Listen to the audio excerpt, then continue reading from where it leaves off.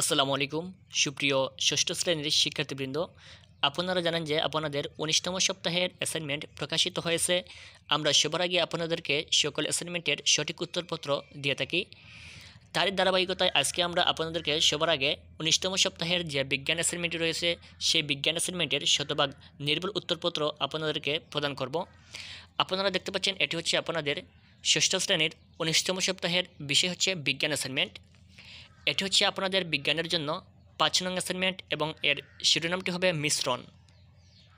প্রথমে আমরা অ্যাসাইনমেন্টের নির্ধারিত কাজটি দেখে নেই। আপনাদের আগে বলে নেই, আপনাদের অ্যাসাইনমেন্টের এই প্রশ্নটি ২টি পাতায় লেখা হয়েছে। প্রথমে আমরা প্রথম পৃষ্ঠাটি আমরা দেখি, অ্যাসাইনমেন্টের প্রশ্নের প্রথম পৃষ্ঠাটি দেখি। প্রথম পৃষ্ঠায় আপনাদের নির্ধারিত কাজগুলো দেখি। প্রথমে আপনারা দেখতে পাচ্ছেন এখানে একটি ঝালমুড়ির ছবি দেওয়া আছে। তারপর ১ নম্বরে রয়েছে যে পাত্রে অসমসত্ব মিশ্রণ রয়েছে তা উল্লেখ করবে এবং যুক্তিসহ তা ব্যাখ্যা করবে।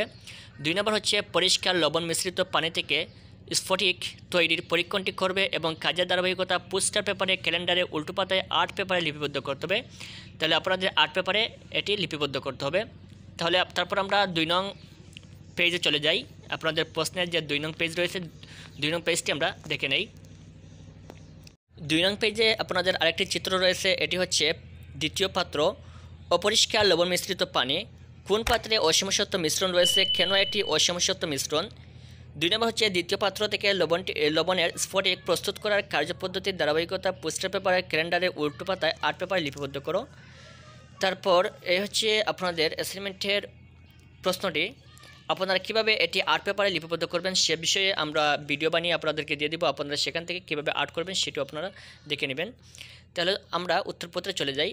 আপনাদের ১ নং প্রশ্নের উত্তরটি হচ্ছে, প্রথম পাত্রে অসমসত্ব মিশ্রণ রয়েছে। অসমসত্ব মিশ্রণ, যে মিশ্রণে দ্রাবক ও দ্রাবের উপাদানগুলো পৃথক করা যায় সে মিশ্রণকে অসমসত্ব মিশ্রণ বলে। যেমন বালি ও পানির মিশ্রণ। পানিতে বালির কণাগুলিকে পৃথকভাবে চেনা যায়, এজন্য এটি একটি অসমসত্ব মিশ্রণ।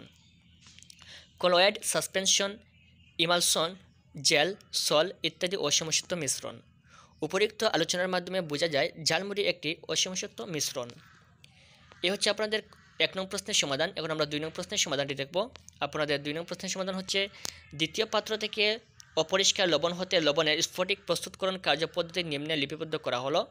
প্রয়োজনীয় উপকরণ ও রাসায়নিক দ্রব্য: কঠিন খাদ্য লবণের নমুনা ২টি বিকার, একটি ফানেল, চীনামাটি বা পার্সেলিনের বেসিন, ত্রিপদী স্ট্যান্ড, কাচদণ্ড, তারপর হচ্ছে তার জালি এবং ফিল্টার কাগজ। এগুলো হচ্ছে আপনাদের প্রয়োজনীয় উপকরণ, এগুলো প্রয়োজন হবে।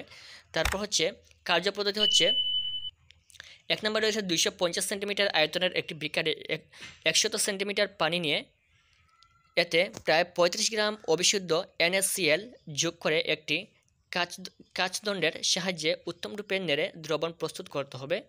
তারপর ২ নম্বরে আপনারা দেখতে পাচ্ছেন, এরপর ফিল্টার কাগজের মাধ্যমে দ্রবণটিকে পরিস্রাবণ করে পরিশ্রুত দ্রবণের অন্য বিকারে নিতে হবে।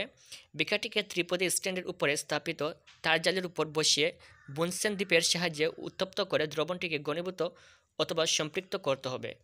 ৩ নম্বরে রয়েছে দ্রবণটি সম্পূর্ণ হয়েছে কিনা জানার জন্য উত্তপ্ত ঘনীভূত দ্রবণের কিছু পরিমাণ একটি পরীক্ষা নলে নিয়ে টেপের পানিতে ঠান্ডা করতে হবে। ঠান্ডা দ্রবণে কেলাস দেখা গেলেই দ্রবণটি সম্পৃক্ত হয়েছে বলে ধরে নেওয়া যায়। ৪ নম্বর রয়েছে, সম্পৃক্ত উত্তপ্ত দ্রবণকে কিছুটা শীতল করার পর দ্রবণে সামান্য পরিমাণ বিশুদ্ধ ক্ষার HCl যোগ করতে হবে। এর ফলে বিশুদ্ধ NaCl এর কেলাস উৎপন্ন হয়ে নিচের দিকে জমা হতে থাকবে।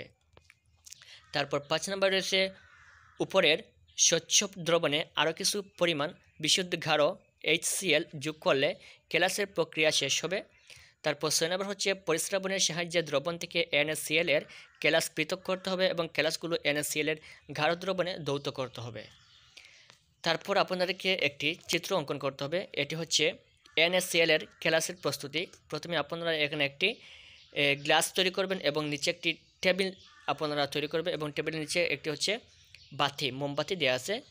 তারপর ডান দিকে রয়েছে একটি কড়াই এবং টেবিলের নিচে রয়েছে একটি বাতি।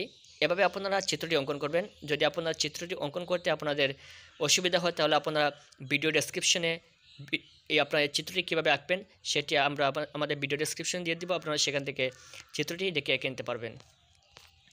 তারপরে আছে 7 নম্বরে, প্রাপ্ত ক্লাসগুলোকে পার্সেলিন বা চীনামাটির ছড়ানো বেসিনে নিয়ে সামান্য উত্তপ্ত করুন।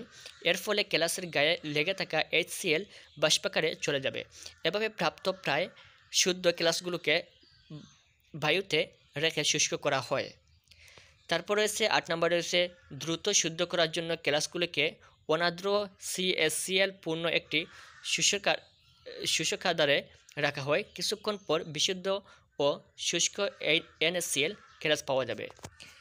এই হচ্ছে আপনাদের ষষ্ঠ শ্রেণীর 19তম সপ্তাহের যে বিজ্ঞান অ্যাসাইনমেন্ট রয়েছে সেই অ্যাসাইনমেন্টের উত্তরপত্র। আশা করি ভিডিওটি ভালো লেগেছে। ভিডিওটি ভালো লাগলে একটি লাইক দিবেন। চ্যানেলে নতুন হয়ে থাকলে সকল অ্যাসাইনমেন্টের উত্তরপত্র সবার আগে পাওয়ার জন্য চ্যানেলটি সাবস্ক্রাইব করে রাখবেন। ধন্যবাদ।